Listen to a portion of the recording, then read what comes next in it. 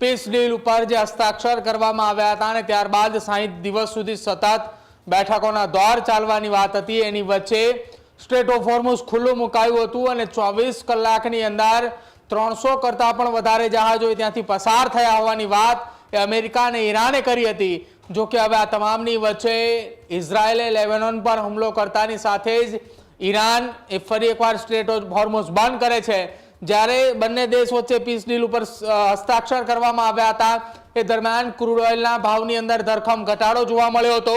જો કે ફરી એકવાર ગત મોડી રાત્રે સ્ટ્રેટ ઓફ હોર્મુઝ બંધ કરવાના નિર્ણયને બાદ ફરી એકવાર ક્રૂડ ઓઇલના ભાવની અંદર વધારો જોવા મળી રહ્યો છે। એટલે કે બંને દેશોની વચ્ચે જ્યારે પીસ ડીલ ઉપર હસ્તાક્ષર કરવામાં આવ્યા એ દરમિયાન બે મહત્વના મુદ્દાઓ હતા, જેમાંનો પહેલો મુદ્દો હતો ઈરાન અને અમેરિકાના યુદ્ધની સમાપ્તિની વાત હતી, સ્ટ્રેટ ઓફ હોર્મુઝ ખોલવાની વાત હતી। બીજો મહત્વનો મુદ્દો હતો લેબેનોન ઉપર થતા હુમલાઓ બંધ કરવાની વાત હતી। જો કે હુમલા બંધ નથી થયા અને હુમલા વધુ એ તાકાત સાથે ઇઝરાયેલે કરી રહ્યા છે, જેના કારણે ઇઝરાયેલ હવે અમેરિકાનું ન માનતા હોવાની વાત પણ એ ઈરાને કરી છે।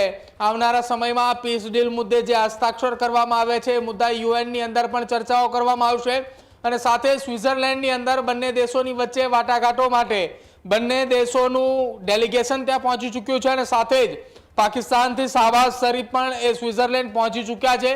ત્યાં એ શાંતિ મંત્રણા ઉપર જે 60 દિવસ સુધી બેઠક ચાલનાર છે તેની પ્રથમ બેઠક એ સ્વિટ્ઝરલેન્ડની અંદર મળનાર છે, એટલા માટે તમામ એ ડેલિગેશન ત્યાં પહોંચે છે। અને બીજી તરફ સ્ટ્રેટ ઓફ હોર્મુઝ બંધ કરવાની વાતને લઈને ફરી એક વખત ડોનાલ્ડ ટ્રમ્પ એ અકળાયા છે। ડોનાલ્ડ ટ્રમ્પ અકળાતા તેમણે નિવેદન પણ આપી દીધું છે અને એવું પણ કહ્યું છે કે જો સ્ટ્રેટ ઓફ હોર્મુઝ અત્યારે નહીં ખોલવામાં આવે તો આવનારા 60 દિવસ દરમિયાન જ્યાં સુધી પીસ ડીલ ચાલી રહી છે, ચર્ચાઓ મંત્રણા ચાલી રહી છે, ત્યાં સુધી અમેરિકા એ કોઈ હસ્તક્ષેપ નહીં કરે। પરંતુ 60 દિવસ બાદ પણ જો ઈરાન નહીં માને તો આવનારા સમયમાં સ્ટ્રેટ ઓફ હોર્મુઝની અંદરથી નીકળતા તમામ જહાજો પાસેથી અમેરિકાએ ટોલ વસૂલવાની શરૂઆત કરશે।